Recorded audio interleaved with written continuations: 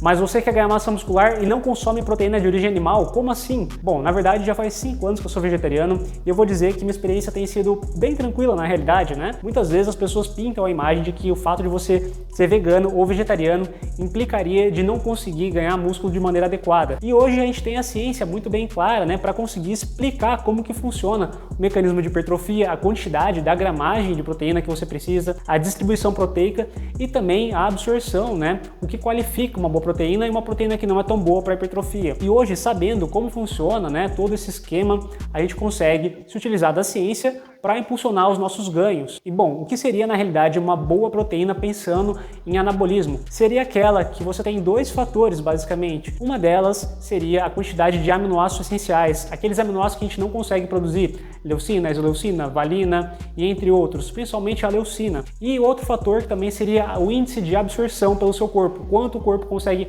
absorver daquela proteína. E também teria mais um fator, né, que seria basicamente a concentração. Proteínas de origem animal têm basicamente todos esses três fatores junto de uma vez só. E a proteína vegetal, ela tem uma dificuldade nesse sentido, de não ter uma concentração tão grande, isolada apenas de proteína, e você ter uma carga menor de índice de aminoácidos essenciais e também de absorção. Mas isso não implica o fato de você conseguir ganhar, né, massa muscular consumindo proteínas de origem vegetal. O fato de você ser vegano ou vegetariano apenas implicaria em uma maior dificuldade de você conseguir bater a quantidade total proteica e também ter um consumo adequado das proteínas de origem vegetais que você precisaria consumir. Às vezes a pessoa não consegue ali comer uma quantidade adequada de, por exemplo, leguminosas, né, que são as melhores fontes de proteínas vegetais. Então feijão, lentilha, grão de bico, soja, ervilha, às vezes a pessoa não gosta ou também tem uma reatividade em relação ao consumo dessas proteínas por conta da fermentação. São proteínas que fermentam muito no nosso corpo, né, e isso acaba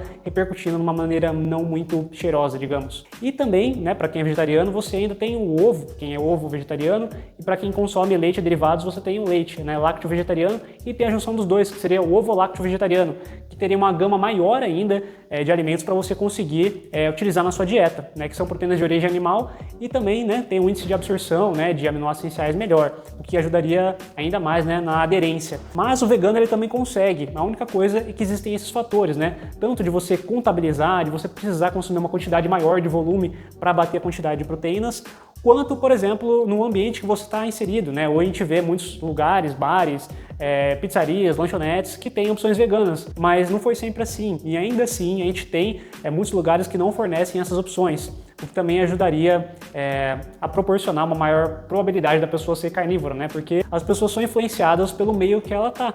E como a gente cresceu numa cultura onde ser vegano ou vegetariano é um pouco mais raro, isso acaba, né, fazendo com que a pessoa tenha dificuldade, né, tanto de iniciar no movimento quanto de conseguir permanecer, né, ao longo da vida. Mas esses são os fatores mais comportamentais, né? E juntando esses fatores comportamentais com fatores da dieta, são um pouco mais complexos e é por isso que você precisa fazer de uma maneira adequada uma transição, né? Se você quer ser vegetariano ou vegano.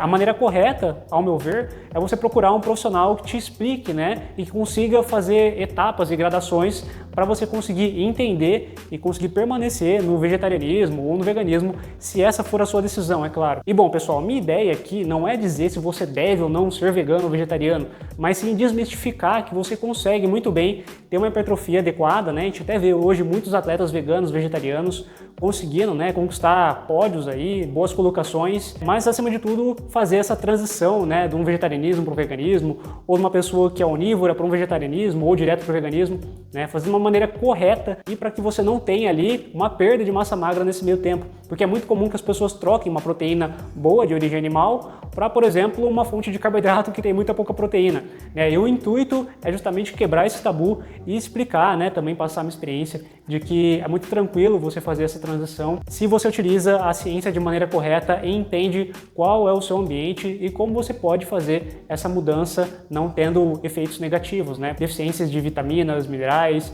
e principalmente proteína.